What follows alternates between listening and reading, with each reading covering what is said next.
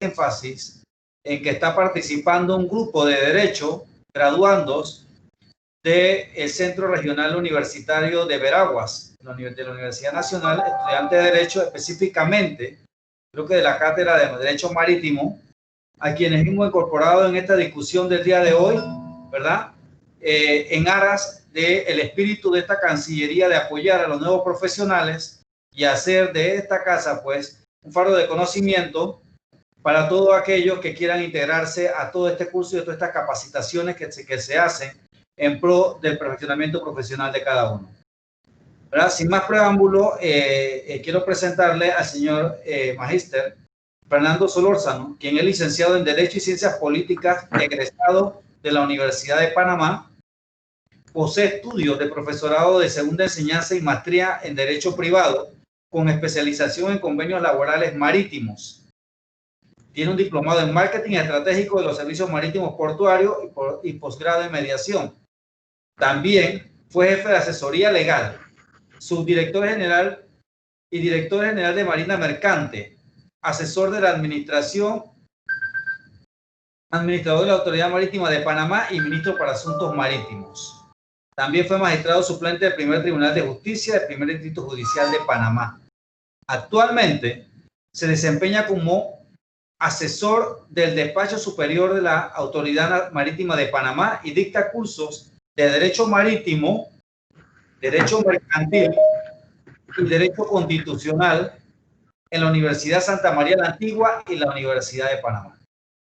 El día de hoy, el magíster Fernando Solórzano nos va a estar conversando en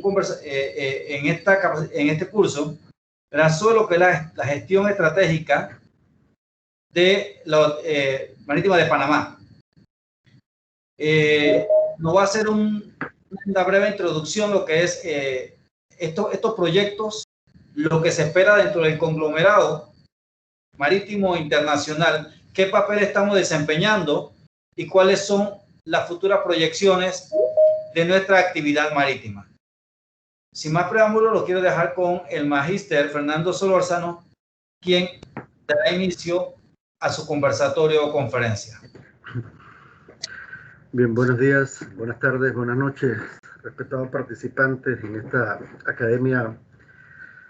jornada académica de la Academia Diplomática de Panamá, y mi agradecimiento por permitirme dirigirme a este selecto auditorio de grandes amigos y grandes colegas y grandes colaboradores con la gestión del gobierno nacional.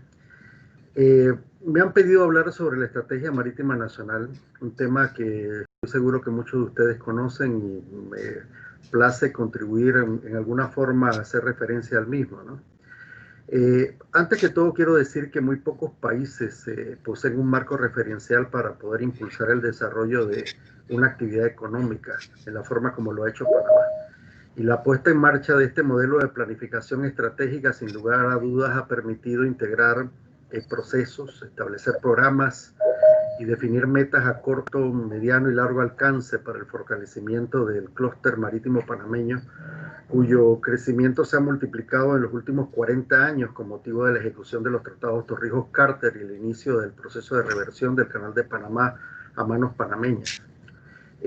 Los primeros pasos para el establecimiento de una estrategia marítima nacional fueron fijados realmente en la reforma del año 1994 en la Constitución Política Panameña, particularmente en el título constitucional del Canal de Panamá, que en su artículo 317 estableció que la autoridad del Canal de Panamá y todas aquellas instituciones y autoridades de la República de Panamá vinculadas al sector marítimo formarán parte de la autoridad de la Estrategia Marítima Nacional, y que el órgano ejecutivo propondrá al órgano legislativo la ley que coordine todas esas instituciones para promover el desarrollo socioeconómico del país.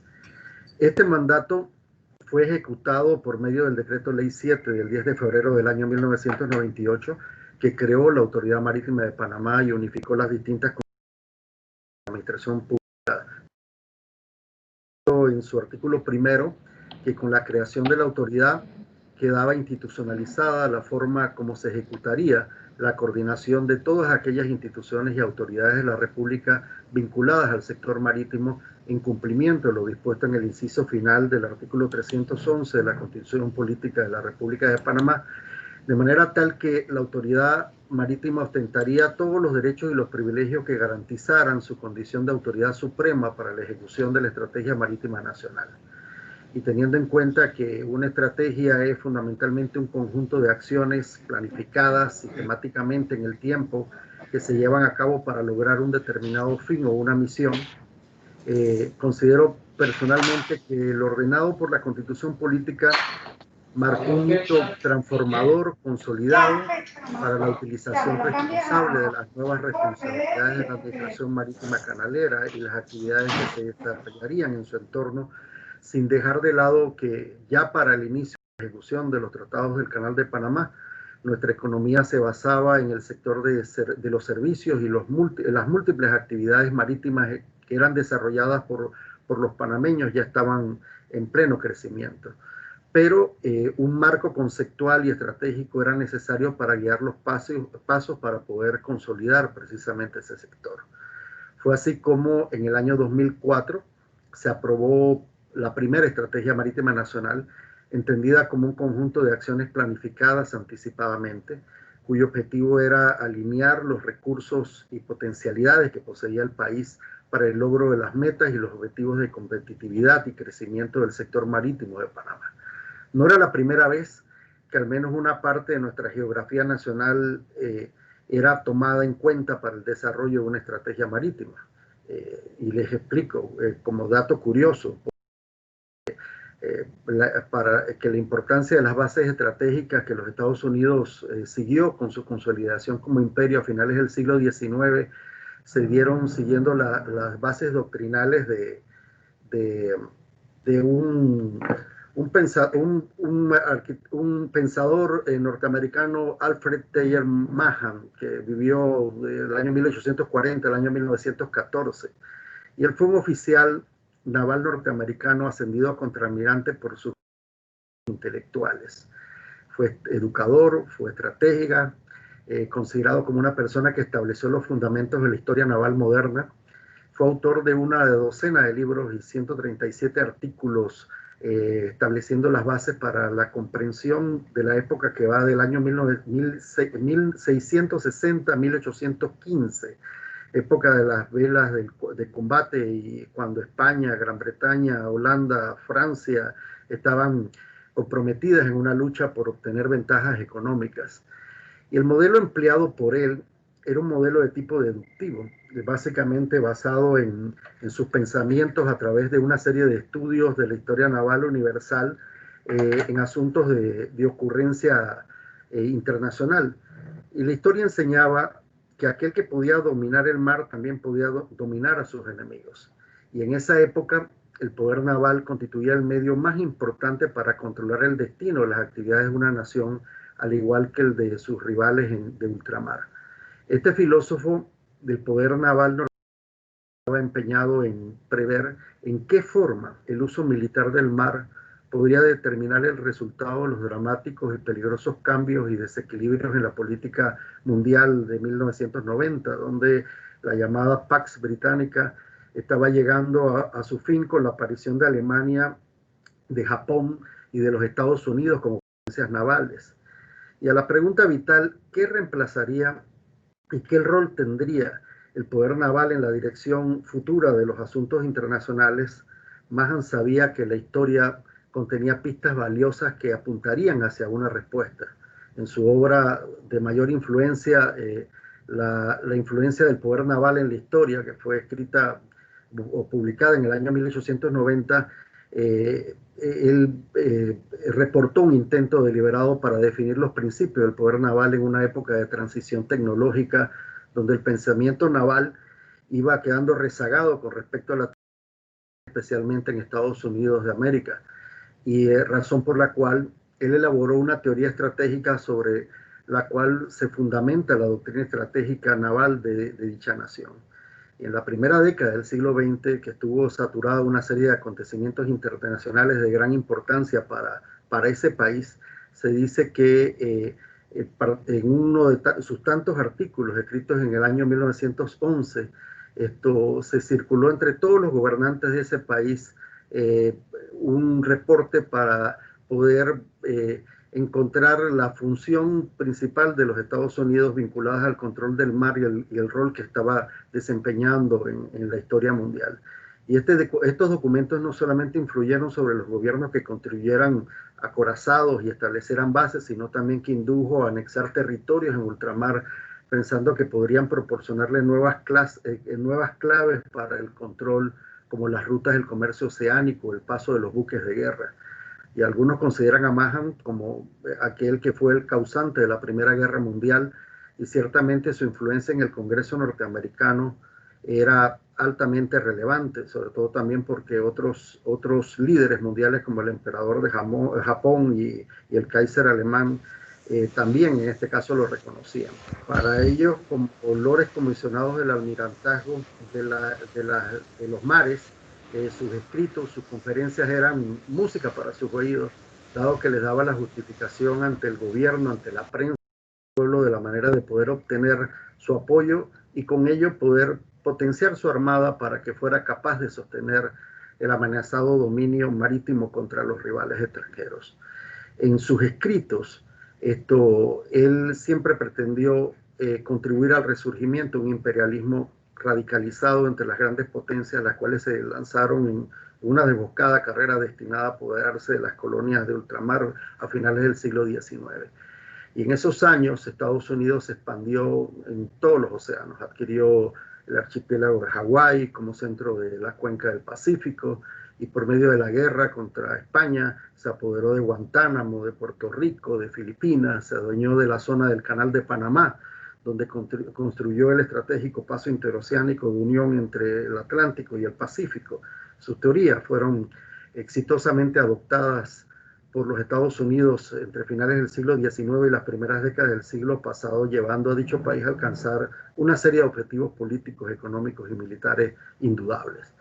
Muchos lo reconocen a él como el más importante geopolítico de la fecha, quien fuera siempre un ardiente propagandista acerca de la expansión de los Estados Unidos hacia los territorios y hacia las áreas de ultramar.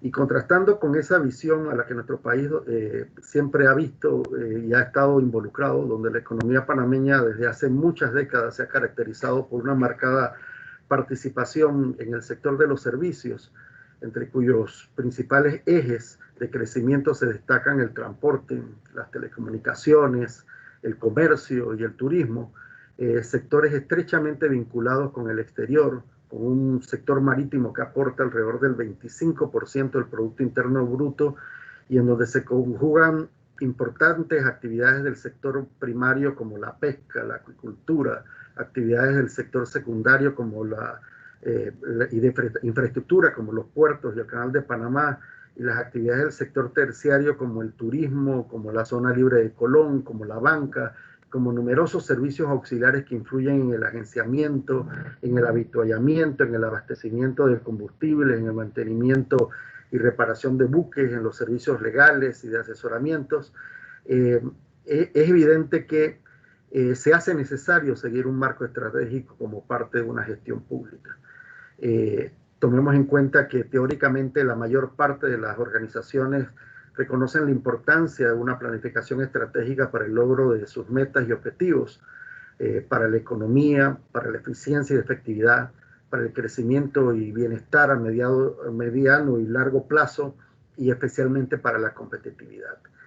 Y se ha demostrado que si los gerentes, y en este caso los gestores públicos como lo somos nosotros, definimos un plan estratégico de una organización, en virtud de justamente esa definición estaremos en mejores condiciones de dar una orientación y una dirección hacia nuestras respectivas actividades.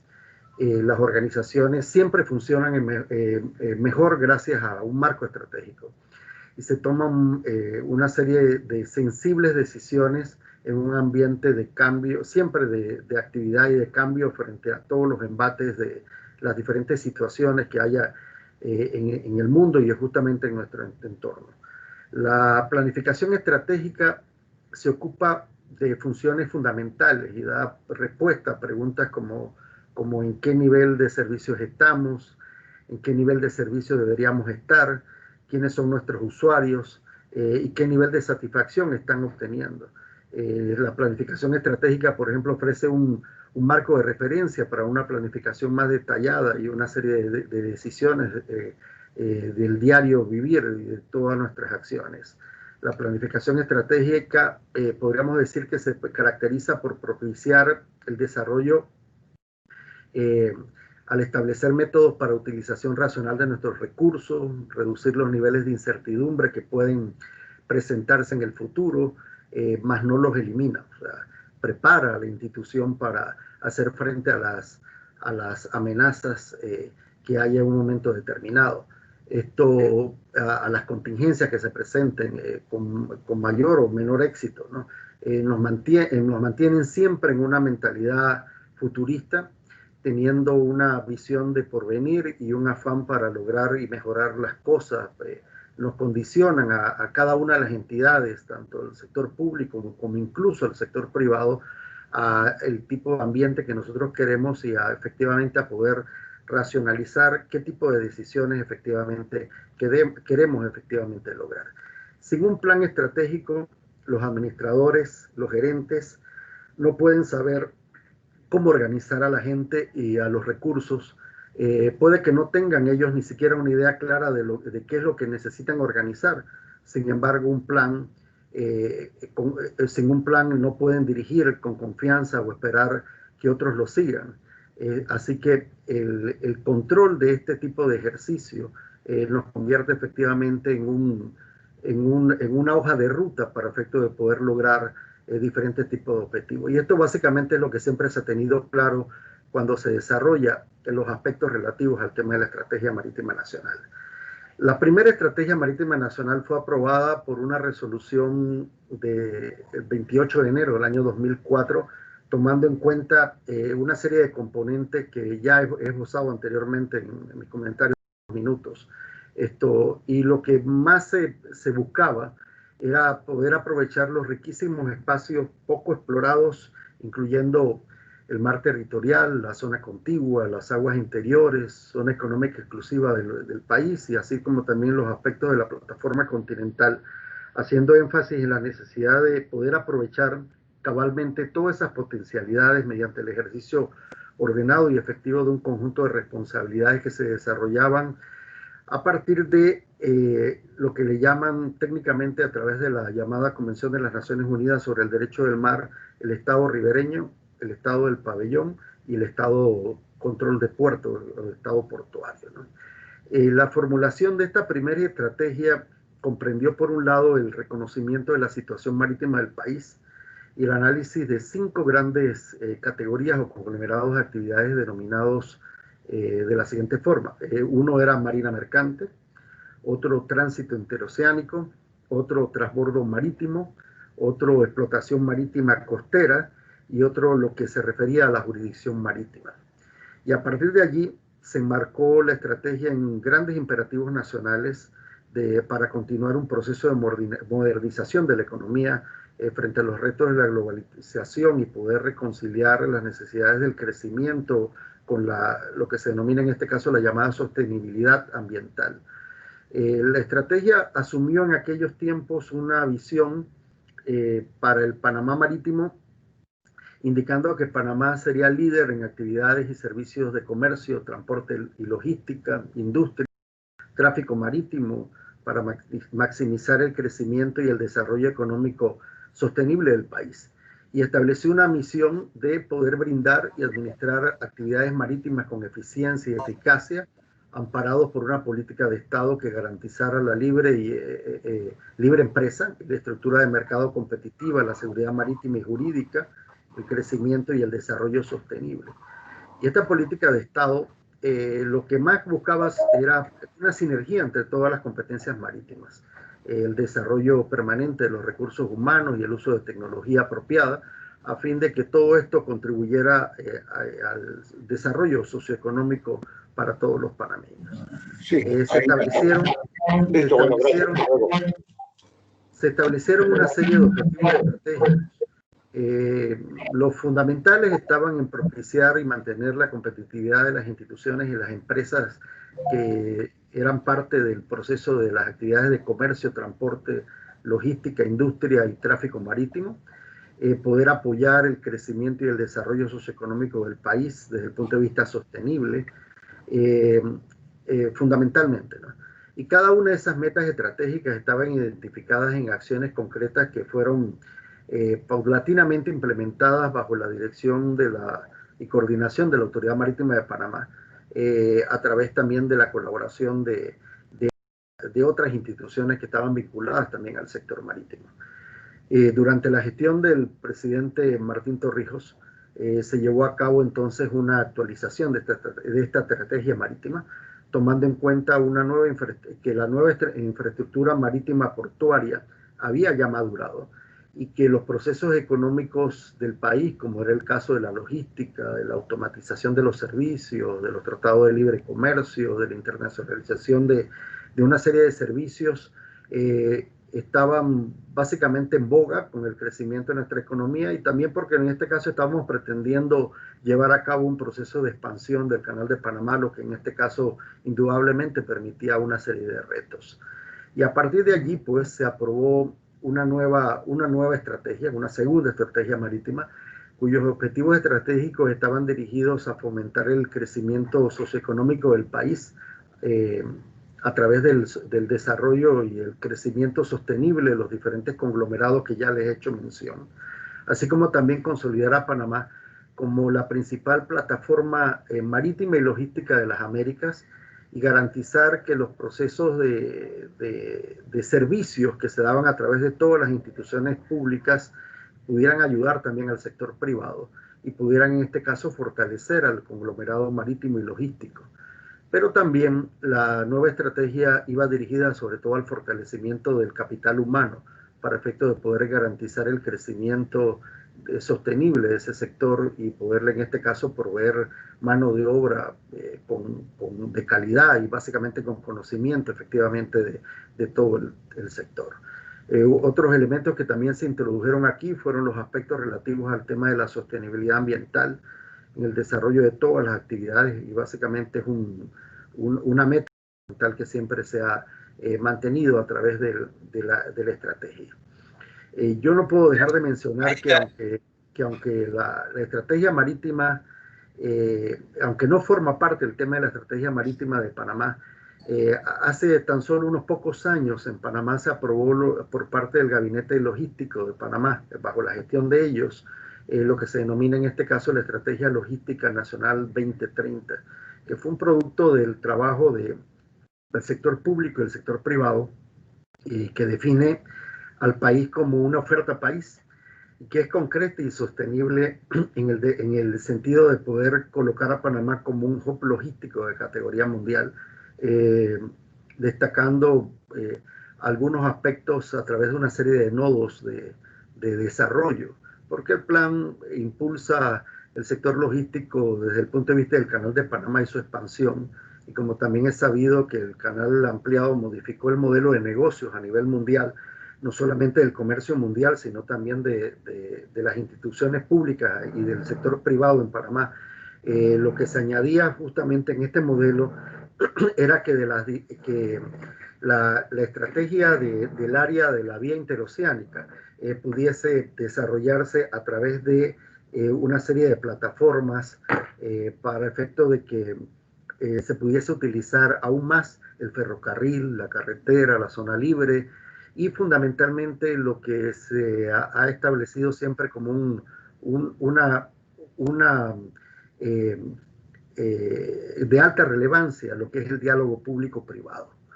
Y bajo este aspecto, la estrategia logística 2030 lo que ha introducido es seguir construyendo lo que se llama el hub interoceánico para volverlo más competitivo y eficiente, de tal forma que todos los procesos que se tramitan ante él puedan fluir, que se añade los aspectos relativos al tema de la tecnología y la innovación, y básicamente lo que es poder integrar toda la logística nacional para efecto de que haya centros de producción, centros de acopio, logística urbana y logística de comercio exterior, entre otra serie de aspectos, y sobre todo una serie de consensos. Esa estrategia logística 2030 establece 124 iniciativas con proyectos y programas que están divididas a corto, mediano y largo plazo, y han permitido en alguna forma establecer una hoja de ruta para que diferentes organismos públicos, pero también organismos de carácter privado y entes de carácter privado, puedan efectivamente ir trabajando en el desarrollo de carácter nacional. La Cámara Marítima también ha contribuido también a estos aspectos de carácter estratégico. La Cámara Marítima dictó una visión marítima país 2019-2024, donde ellos analizan una serie de actividades vinculadas al sector, fundamentadas en 5 ejes de trabajo específicos que durante la época de campaña política y durante los inicios justamente de la actual gestión presidencial se ha visto con buenos ojos, potencialmente porque promueve efectivamente el tema de la competitividad desde el punto de vista sostenible en Panamá. Y básicamente van dirigidos al fortalecimiento institucional, al reforzamiento del recurso humano, a los proyectos de infraestructura prioritarios. Cuando ustedes han visto el tema de un puente adicional sobre el Canal de Panamá, básicamente en este caso proyectos de integración, desarrollo portuario, la construcción de estructuras, infraestructura de carreteras, pero también va dirigido también a poder revisar el marco legal, el fortalecimiento de la seguridad marítima, mejorar los procesos de agilización y de trámites, que sobre todo creo que uno de los elementos más importantes que la pandemia nos ha puesto a trabajar utilizando los medios que antes no se utilizaban, y eso efectivamente ha acelerado en alguna forma gran cantidad de trámites, así como también un elemento importante sobre el cual ustedes están involucrados, que es la negociación y la gestión de tratados internacionales que garanticen velar por los intereses nacionales. El desarrollo logístico constituye uno de los principales planes de la gestión actual gubernamental, porque se entiende también que con esto se reactiva la economía y las inversiones y se generan nuevas plazas de empleo y se mejora una nueva calidad de vida para los panameños. Es la frase que se reduce en no darle la espalda al mar. Por eso es que un importante número de mercaderías o porcentaje de mercaderías pasando por el Canal de Panamá hay que aprovecharlas, y un mayor desarrollo de actividades vinculadas a la logística siempre hay que sacarle el valor agregado tanto a la carga como a los pasajeros como a los tripulantes, también dirigido al tema de fortalecimiento de las industrias marítimas auxiliares, y por eso también se está buscando en los últimos momentos poder dictar una ley de cabotaje y una ley de comercio marítimo interior que mejore la eficiencia y la oferta portuaria y que sobre todo desarrolle lo que es conectividad, transparencia, más que todo la promoción de los servicios marítimos y financieros, y sobre todo también la defensa de nuestros servicios y promoción de las exportaciones, entre otra serie de situaciones. El objetivo fundamental está en que nosotros logremos, por ejemplo, mayores acuerdos comerciales internacionales y que también se lleve a cabo una defensa integral de los intereses nacionales en todo su amplio. Por eso creemos indudablemente que cuando se habla de marco estratégico, no solamente la institución por sí sola está llevada a poder lograrlo, sino también cuando se realiza integralmente en gestiones como con la Cancillería, como con el Servicio Exterior, como también con otras instituciones, se está velando sobre todo para efecto de poder mostrar la visión de país y poder en este caso integralmente llevar a cabo una serie de funciones para el desarrollo de toda nuestra nación y nuestro país. En las épocas de COVID, evidentemente tenemos que replantear una serie de situaciones. Evidentemente hay situaciones de crisis que han mermado el desarrollo o han desacelerado la economía, pero curiosamente en los aspectos de carácter marítimo es una de las actividades que siempre se han mantenido latentes durante esta época.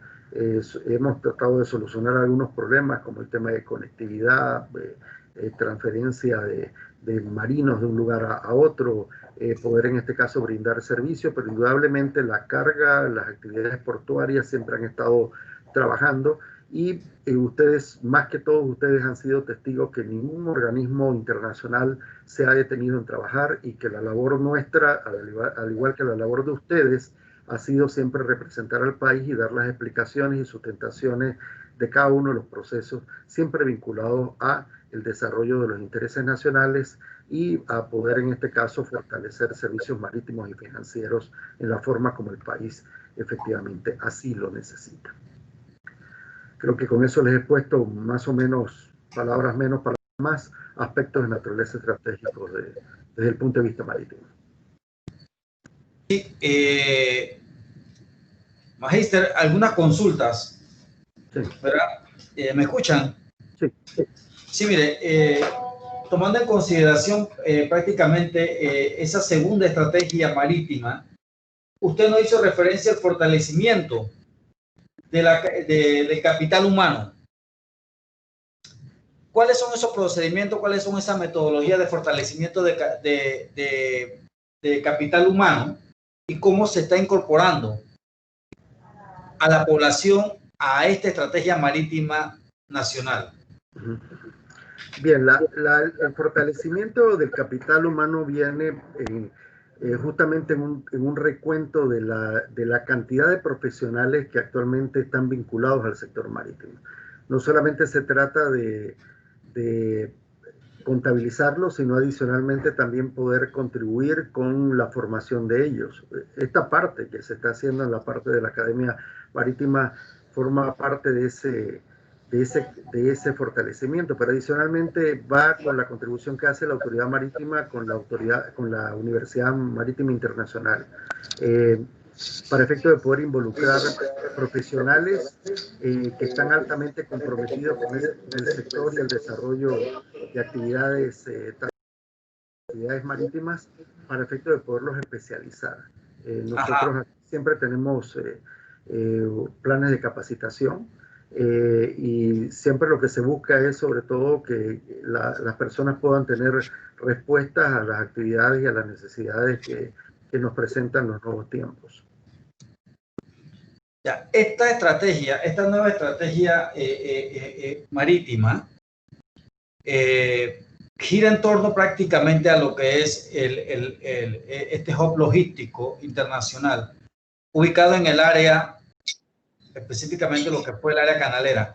¿Qué hay para el resto del país? Este desarrollo marítimo, este desarrollo portuario, a muchas veces el resto del país como que se encuentra un poco huérfana de lo que es ver estos adelantos, estas estrategias marítimas, siendo Panamá un país con costas en ambos océanos ampliamente.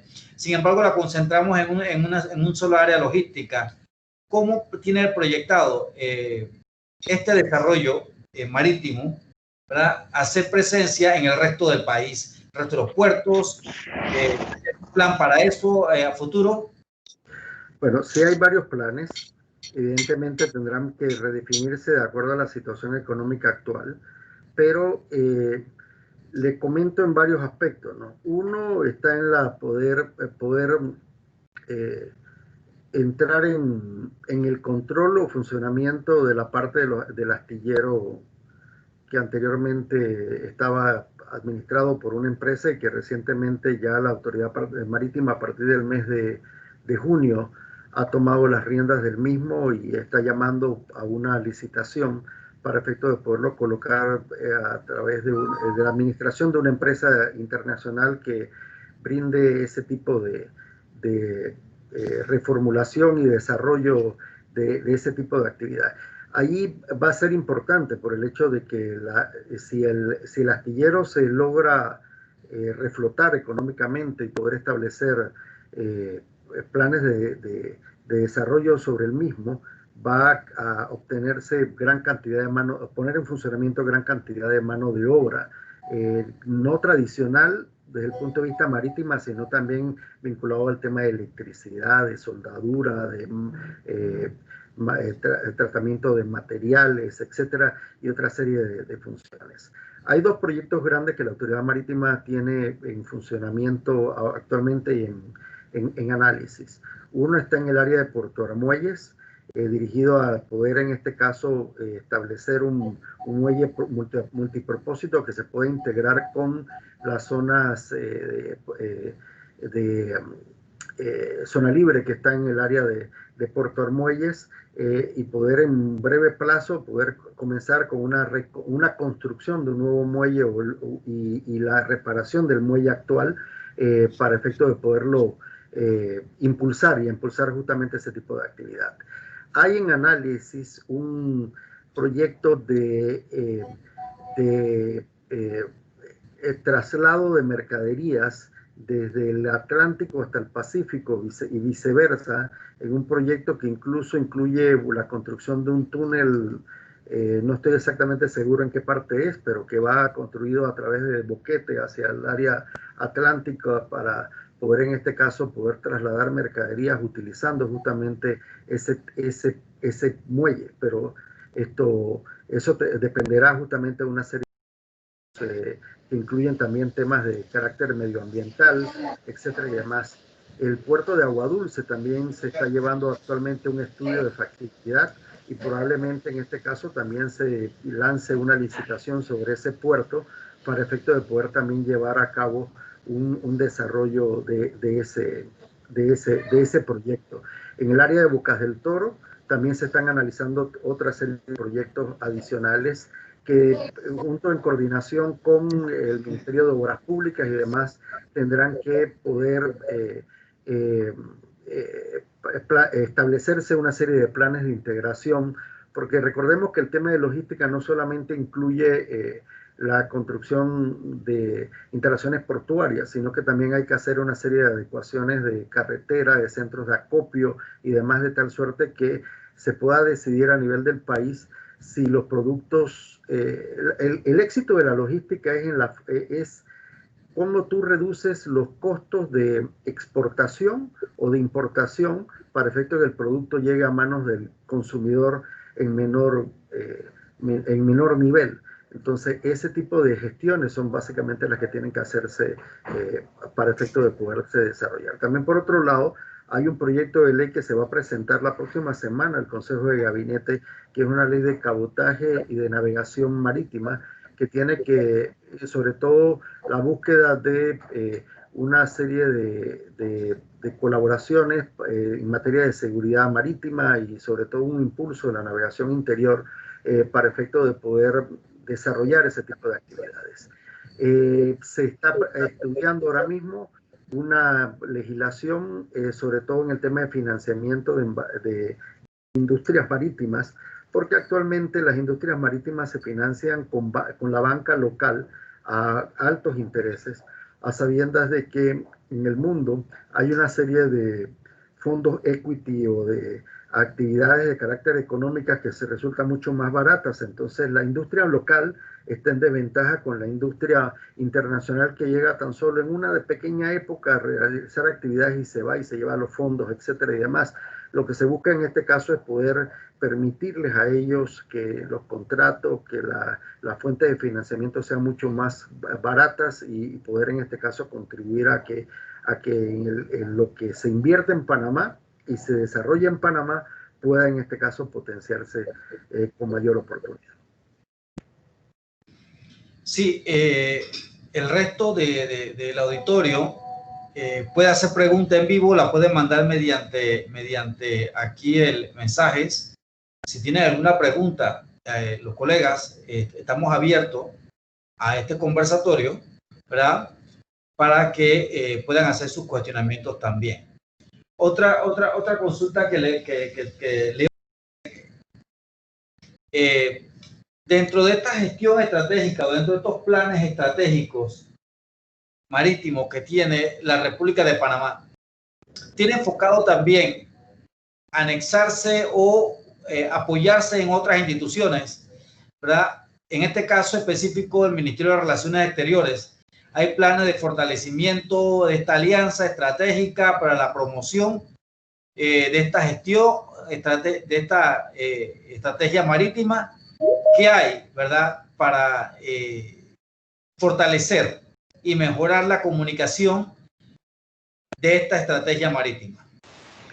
Sí, efectivamente, nosotros llevamos actualmente constantes conversaciones con Cancillería en diferentes tópicos, no solamente en el tema estratégico, sino sobre problemas que se nos presentan a diario en situaciones de carácter internacional. La labor de la autoridad marítima no solamente es aquí en tierra o en las aguas del territorio nacional, sino adicionalmente también por el servicio que ustedes mismos también nos brindan a través del servicio consular y diplomático de apoyo hacia afuera. Así que siempre se está en constantes comunicaciones para efecto de poder gestar posiciones y fijar una serie de decisiones a nivel de los organismos internacionales. Y ya lo hemos hecho. Por ejemplo, en el caso de organismos como la OCDE, hemos estado conversando justamente sobre las posiciones. Adicionalmente, por ejemplo, en la parte relativa al tema por ejemplo, en el tema del COVID, con el tema del tráfico o intercambio de las tripulaciones, también lo hemos efectivamente hecho. Ustedes han visto en temas de comunicación casos de una embarcación en el área de Trinidad y Tobago que tiene una serie de panameños detenidos en una embarcación y han habido constantes comunicaciones. Hay una conferencia que creo que se va a realizar en Panamá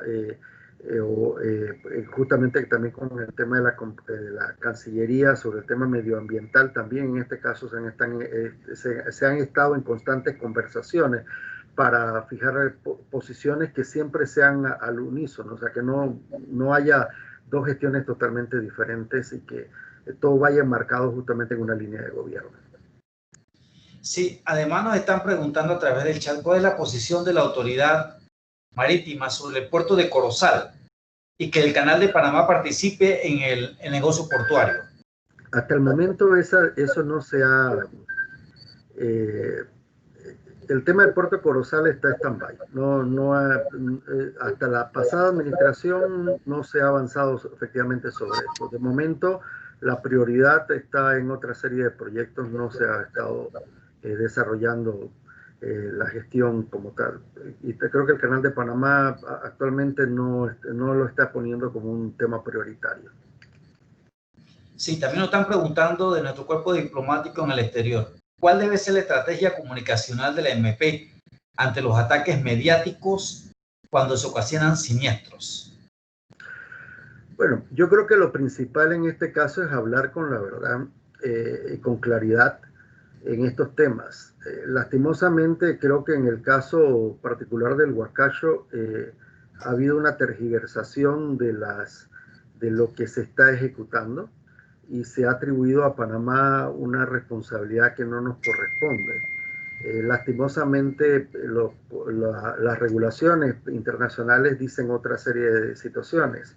Y miren, este tema del Huacacho no es solamente un ataque contra Panamá, también la propia Organización Marítima Internacional se ha sentido atacada porque el régimen de responsabilidad civil derivada de derrames de hidrocarburos es claro, o sea, pagas primero directamente el armador a través de la póliza del CLC que se tiene a bordo y si el derrame excede justamente las cantidades de los montos que están establecidos conforme el CLC, entonces paga el fondo que actualmente también Panamá forma parte de ellos de acuerdo a una serie de convenios que entraron en vigencia conforme las modificaciones del año 1992. La investigación de accidentes se ha llevado a cabo. La colaboración con Japón y con Mauricio se ha llevado a cabo.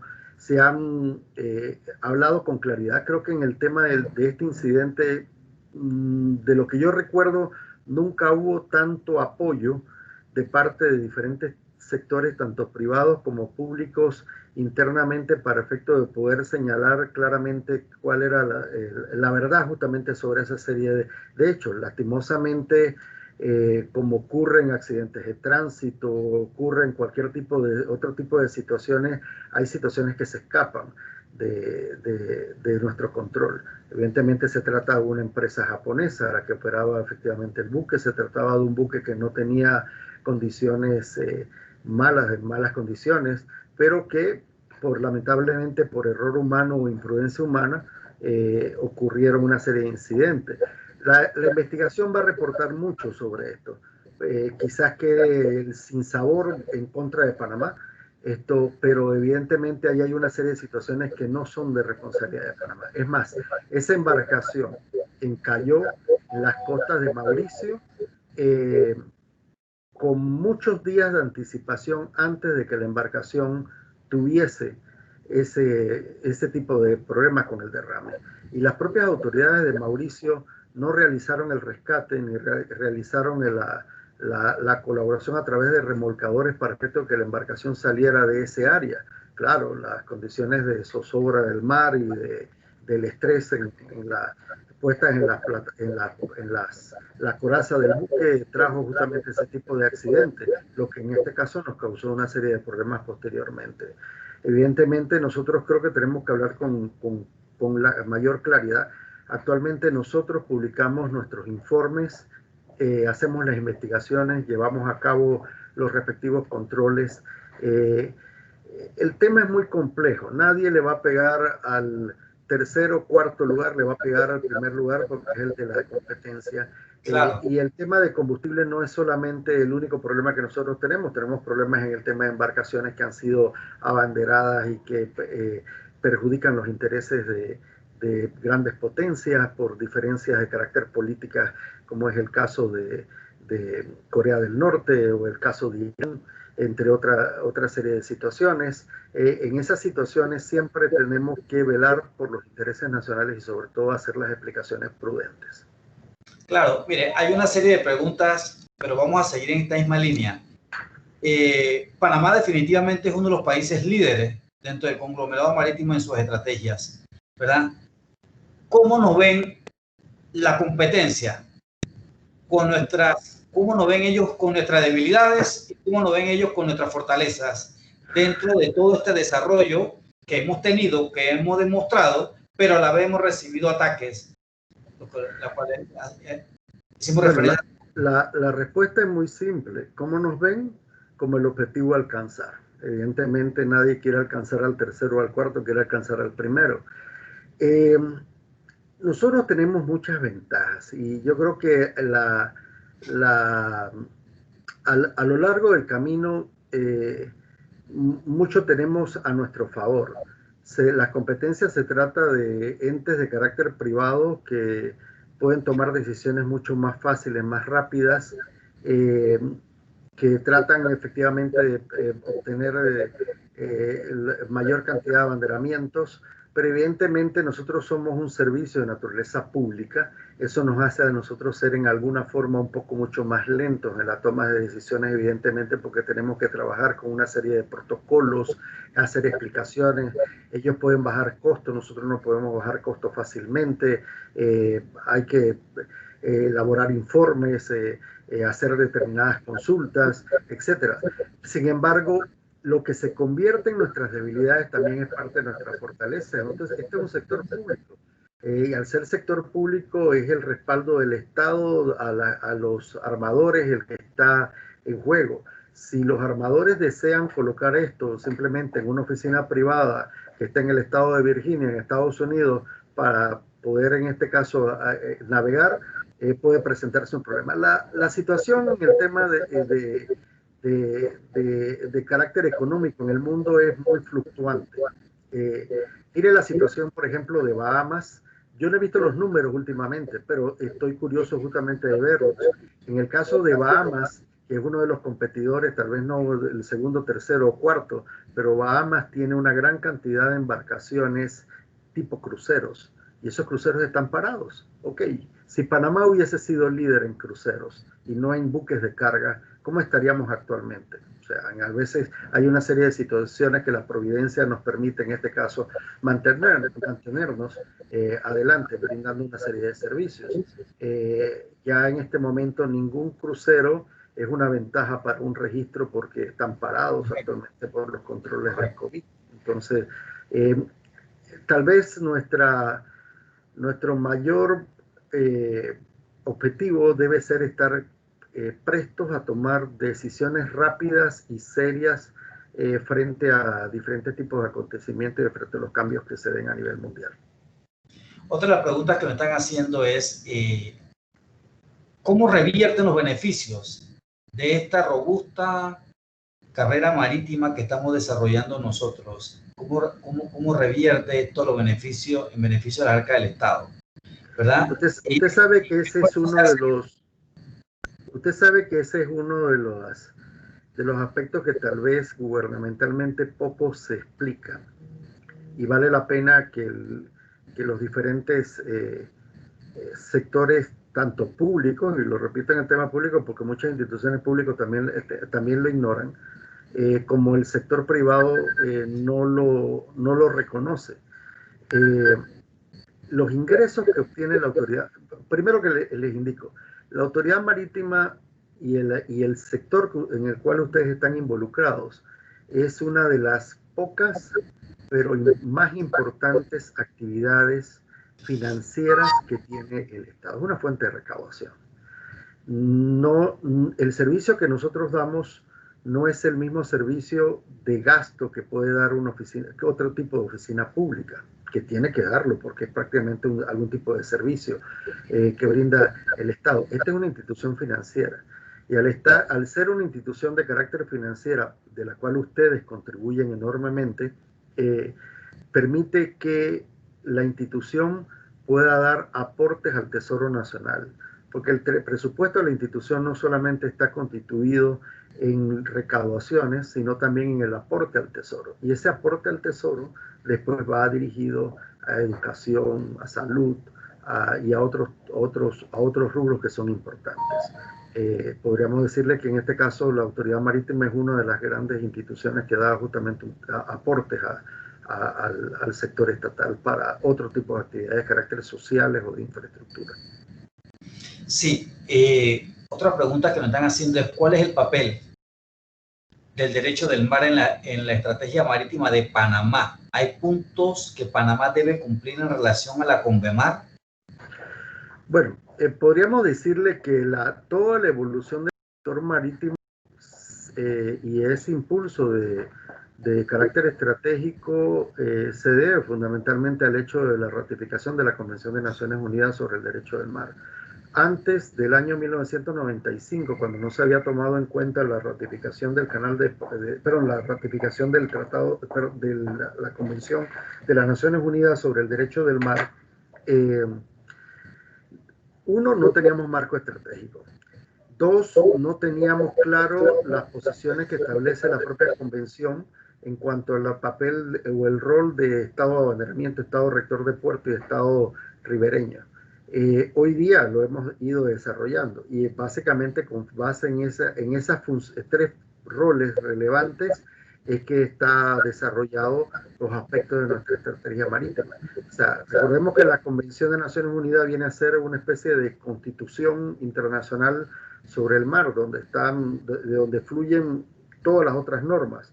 Así que bajo el tema del derecho del mar, nosotros no solamente estamos llamados a abanderar y a cuidar efectivamente nuestras costas, sino también nuestros recursos y la biodiversidad y otra serie de aspectos que en este caso son importantes.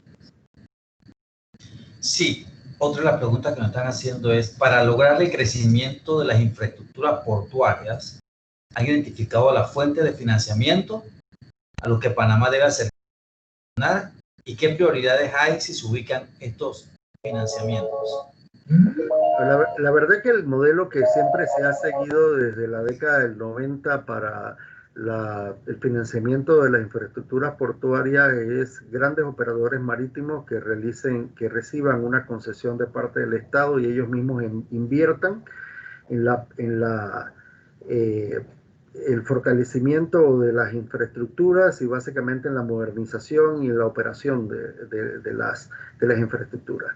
La única excepción que en los últimos años ha ejecutado Panamá como administración marítima es la construcción del puerto de cruceros en el área del Pacífico, donde el gobierno nacional, en conjunto tanto el Ministerio de Economía y Finanzas como la Autoridad Marítima de Panamá, están llevando a cabo la construcción del puerto de cruceros. Sin embargo, se provee que ese puerto de cruceros se llame para efecto de que un operador internacional pueda llevar a cabo el desarrollo de ese tipo de actividades. En los últimos tal vez 20 años o 30 años, 25 años, es el único modelo en el cual se ha seguido justamente esa vía.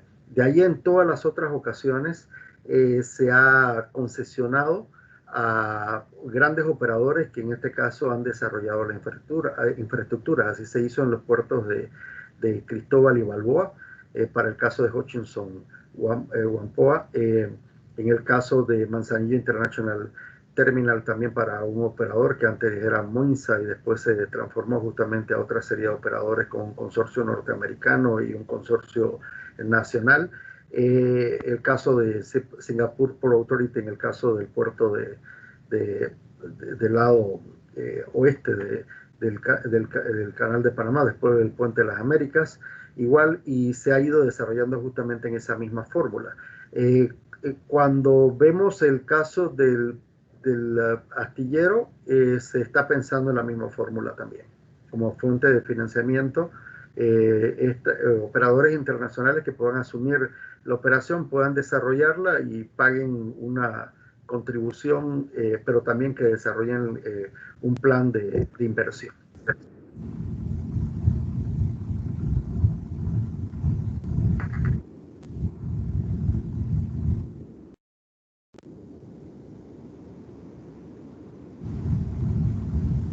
¿No fue la línea?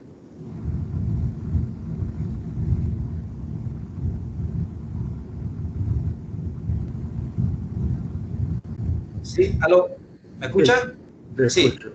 Siempre tomando en consideración este gran desarrollo marítimo que tenemos nosotros y las proyecciones de ampliar los puertos, megapuertos, el negocio de todo estos negocios que giran en torno a la actividad marítima de Panamá. ¿Existe megaproyectos en el futuro para lo que es la ampliación de este comercio portuario en relación a nuestra competitividad marítima?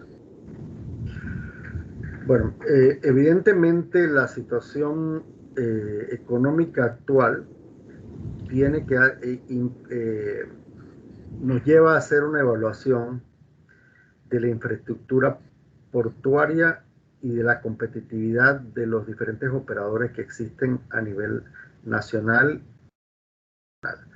Sin embargo, hay una serie de proyectos, como le he comentado, que están en pleno desarrollo. Agua Dulce es uno, Puerto Armuelles es otro, el puerto de cruceros es otro, el astillero también es otro.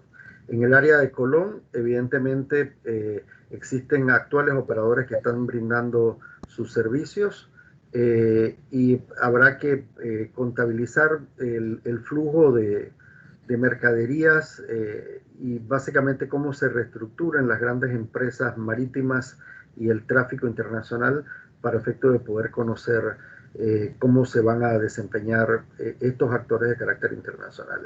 Hay algunos proyectos actualmente que ya están dando en concesión en el área de Colón, sobre todo para efecto de acopio de LNG y otra serie de productos también que ya están refrendados por parte de Contraloría y que están puestos en proceso. Parte justamente de ese tipo de servicios se están manteniendo. Sin embargo, también la entidad considera que el aspecto relativo al tema de la protección de la biodiversidad es importante y que básicamente los proyectos no impacten en el ecosistema. Bueno. Enrique Victoria, ¿tiene alguna pregunta? Vi que levantó la mano.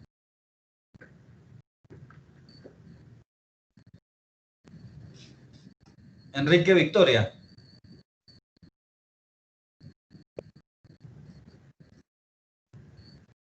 Bueno, mientras se conecta. Aló, Enrique.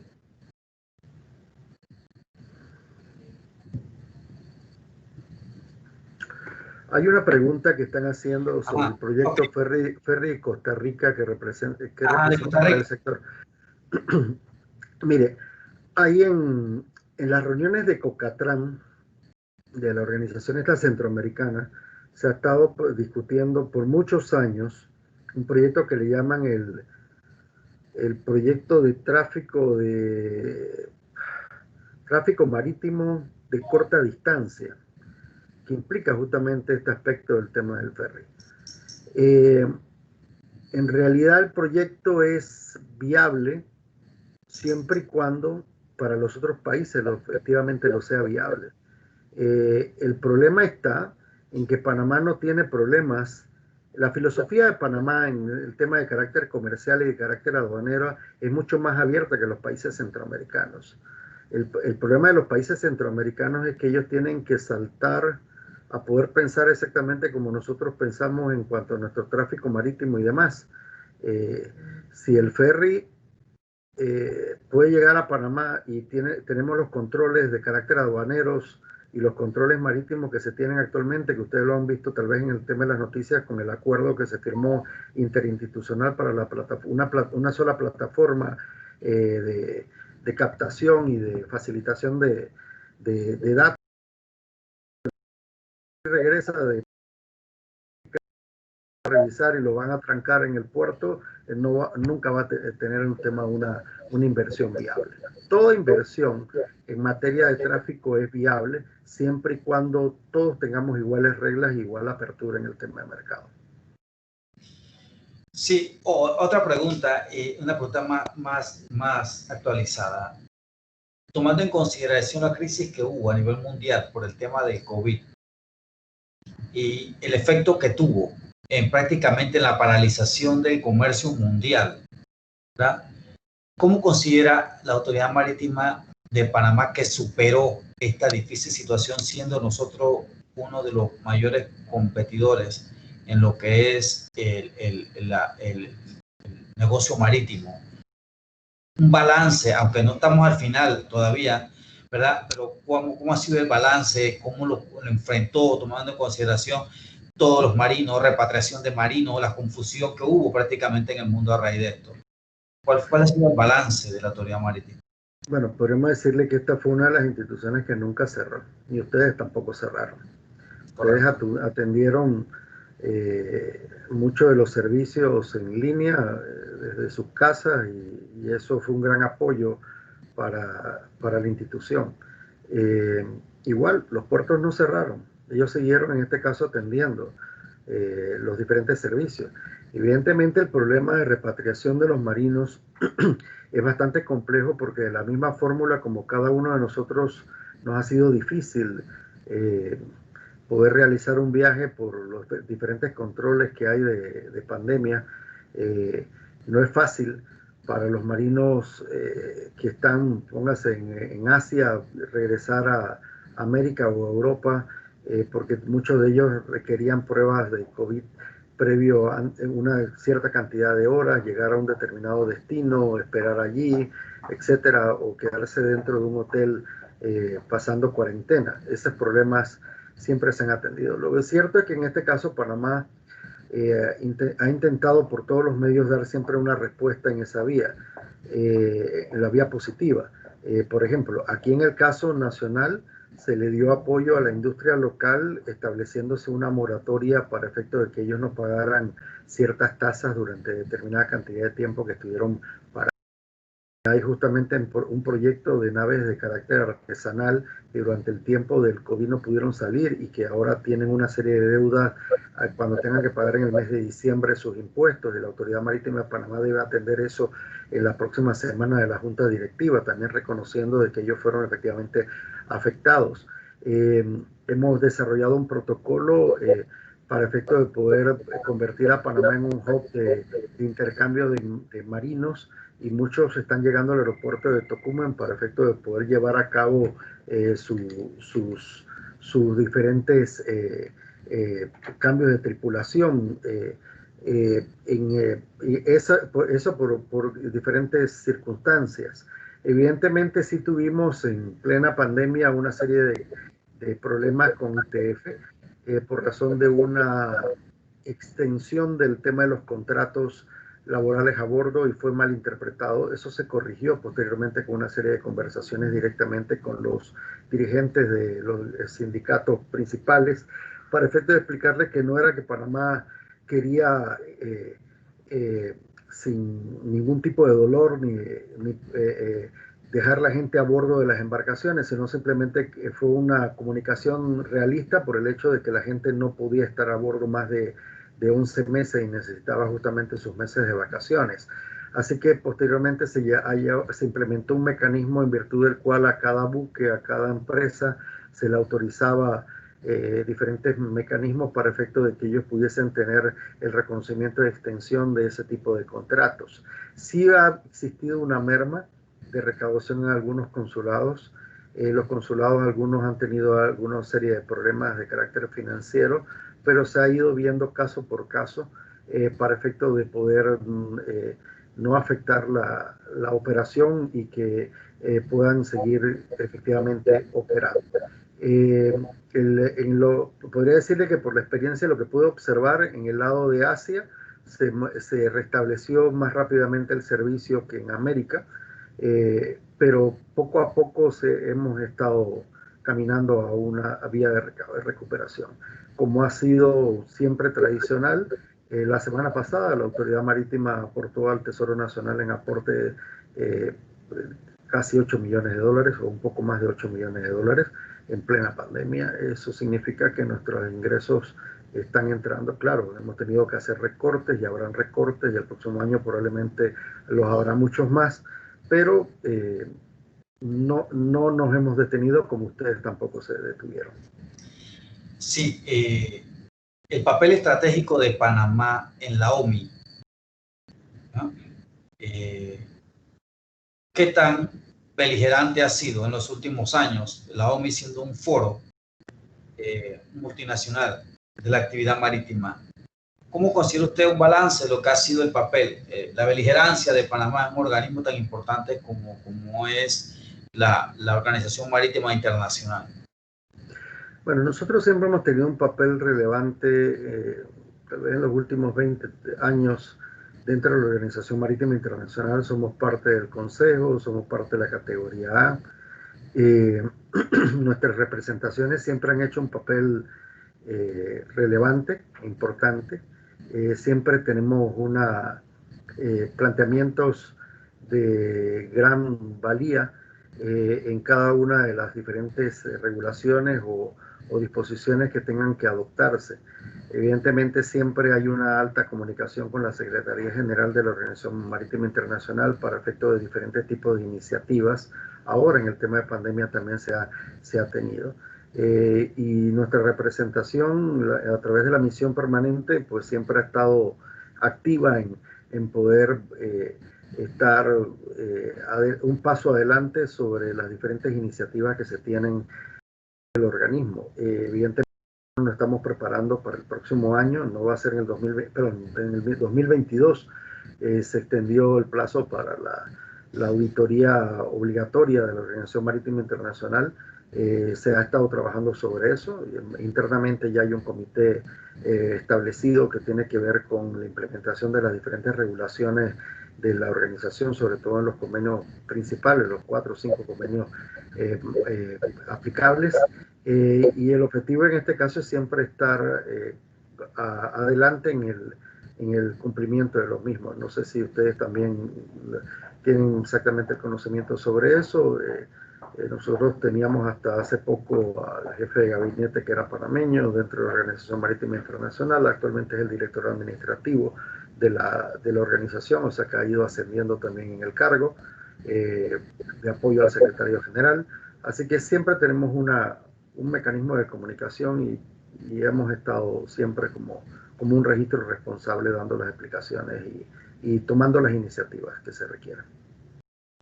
Están preguntando también si el corredor transísmico que plantea desarrollar México será una competencia para el Canal de Panamá. Bueno, evidentemente toda propuesta de transporte siempre va a ser una competencia para el Canal de Panamá, pero faltaría observar si se cristaliza el mismo, teniendo en cuenta, primero si se cristaliza, segundo si es competitivo. Eh, esto, la eficiencia del Canal de Panamá siempre va a marcar el punto esencial para la preferencia de los navieros. Eh, Trasladar mercadería por vía de tierra es mucho más costoso que por vía de mar. Evidentemente, nosotros tenemos las facilidades. Esto es lo mismo que podría haberse planteado con el caso de Nicaragua cuando estaba involucrado en la propuesta de un nuevo canal. Sin embargo, al final es un tema de números y un tema de tiempo y un tema de eficiencia. Claro, Pero nunca hay que desmeritarlo. exactamente, competencia, y eso nos ayuda a mejorar precisamente nuestro servicio y ser vanguardista en este tema, ¿verdad? Estos aportes, estos 5 ejes que promovió la Cámara Marítima de Panamá a raíz de los últimos años para lo que es la promoción marítima nuestra, ¿cuál considera usted que es el más necesario y fuerte y urge implementar? Yo diría que uno es la parte tecnológica, porque evidentemente los servicios cada día más se están desarrollando en línea y la tecnología es la que nos ayuda a nosotros a llevar a cabo un servicio de eficiencia, de rapidez y dejar registros y podernos permitir en este caso los implementos de transparencia y demás. Ese por un lado. Lo segundo, apostaría al tema de lo que es recurso humano, sobre todo el tema del conocimiento, el know-how de la actividad. Y el tercero, evidentemente, es el aspecto de promoción y de gestión en el exterior, porque evidentemente el brazo de, Ejecutor. de ejecutor de la promoción de los servicios marítimos lo hacen ustedes como colaboradores, como parte también de la misma actividad. Así que lo centraría en esos 3 aspectos principales. Sí, hay otra pregunta, dicen, atención a las situaciones de restricción debido al COVID-19. ¿Qué medidas ha tomado la Autoridad Marítima de Panamá para darle continuidad a la atención y a las actividades marítimas? Bueno, casi todas las que hemos tenido que enfrentar, desde en este caso poderle dar apoyo a las embarcaciones que aquí llegaban a los puertos. Todos los días tenemos diferentes tipos de dilemas o diferentes tipos de problemas o preguntas o formular efectivamente determinadas soluciones. Diría yo que el papel más importante que ha jugado la Autoridad Marítima de Panamá en este proceso de restricciones del COVID ha sido ser un mediador y un puntualizador de medidas viables en el sector marítimo para efecto de, sin dejar de tener el cuidado debido, poder facilitar que la actividad marítima fluyera. Y ha sido así. O sea, por ejemplo, cuando embarcaciones iban hacia las islas, poder en este caso establecer el tema de las restricciones para efecto de que no se contaminaran las comunidades. Después de eso, que se levantaron el tema de las restricciones, poder en este caso alentar a que se siguieran los protocolos, que las instalaciones portuarias adoptaran los protocolos de cuidado anti-COVID. En el tema de los pasajeros, poder intervenir en este caso facilitando el hub de intercambio que se está dando actualmente en Panamá. Y actualmente a nivel de la Secretaría General de la Autoridad Marítima de Panamá y de la Dirección de Puertos se ha estado interviniendo directamente con un comité especializado con el Ministerio de Salud para efecto de poder identificar medidas y poderlas comunicar a la industria marítima para que la industria marítima pueda implementarlas directamente cuando se trata de algún tipo de actividad. Sí, en todas las instituciones existe el fortalecimiento del recurso humano. a través de las carreras. Existe la carrera diplomática, existe la carrera judicial.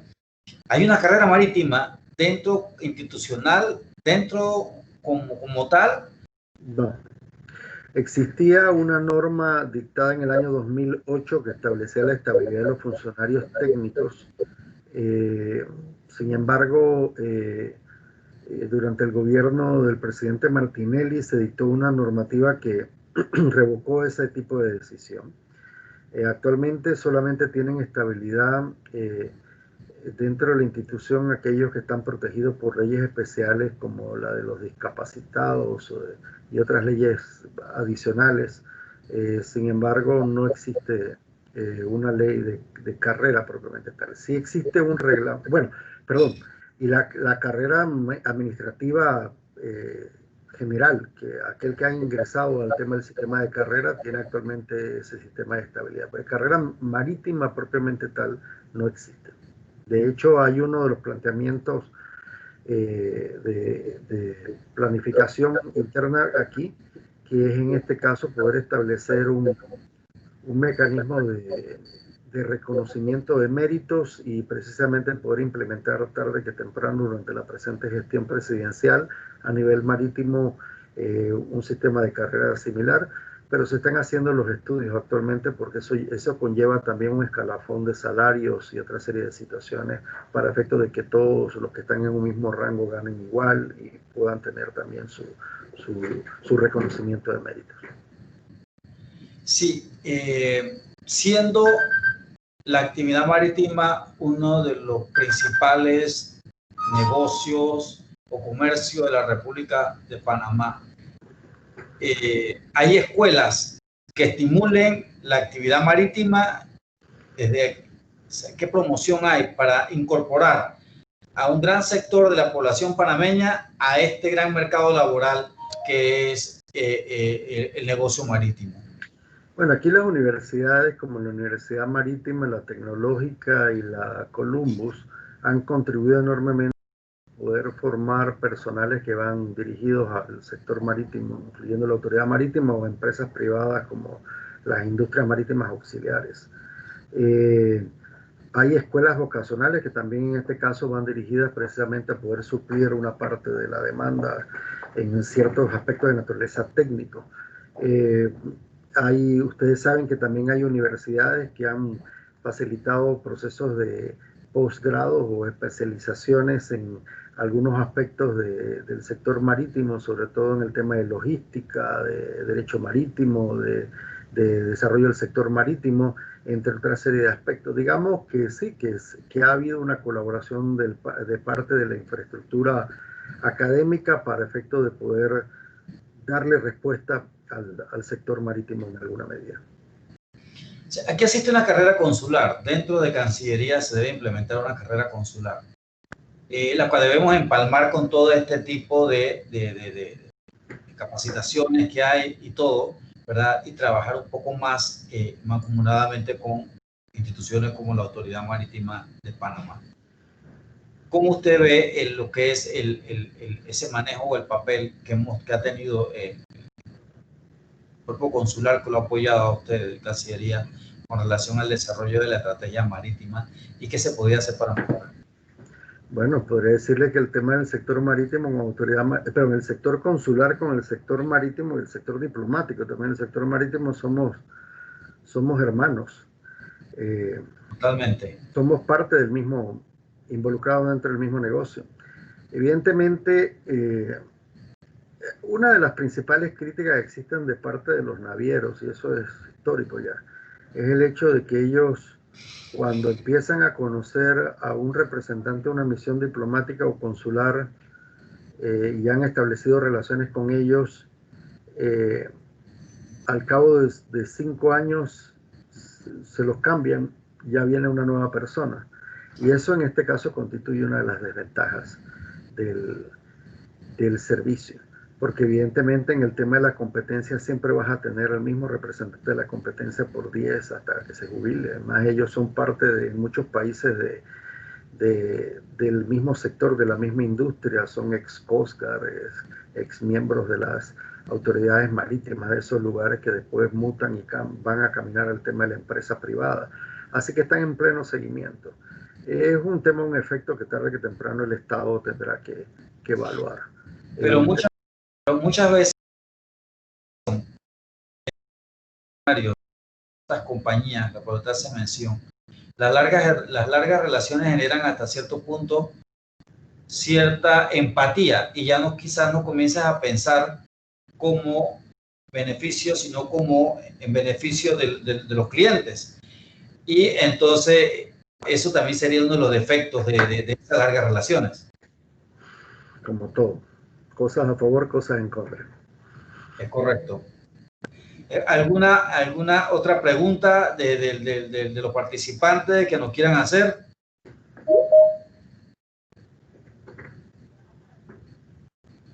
Bueno, pienso que le damos gracias a usted, Magíster, por esta gran exposición que nos ha hecho, que nos ha ayudado a identificar desde los inicios, ¿verdad?, los orígenes de lo que es estrategia marítima, que parte a inicio prácticamente este siglo 2000 en adelante, cuando se establecen las primeras estrategias.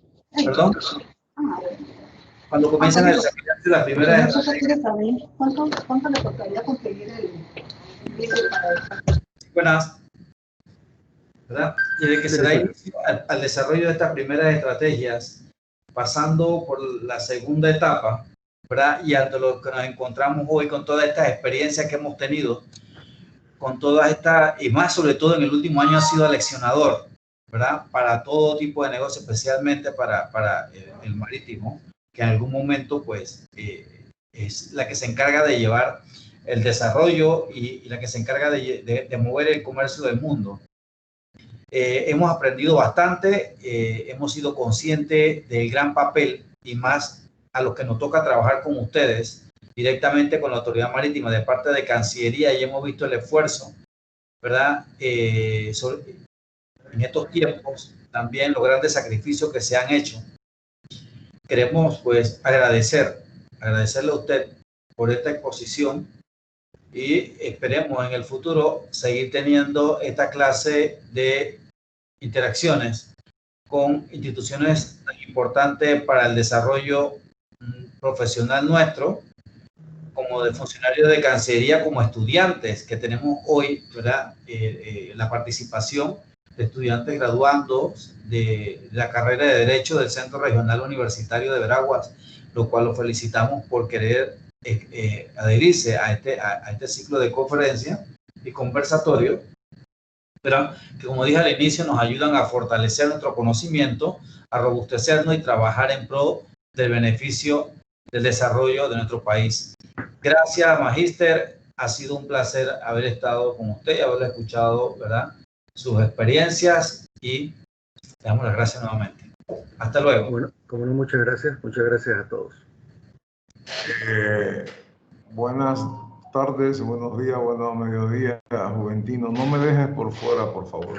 ¿Quién es? Tengo que despedir a mi amigo de hace muchos años y felicitarlo por su excelente exposición el día de hoy.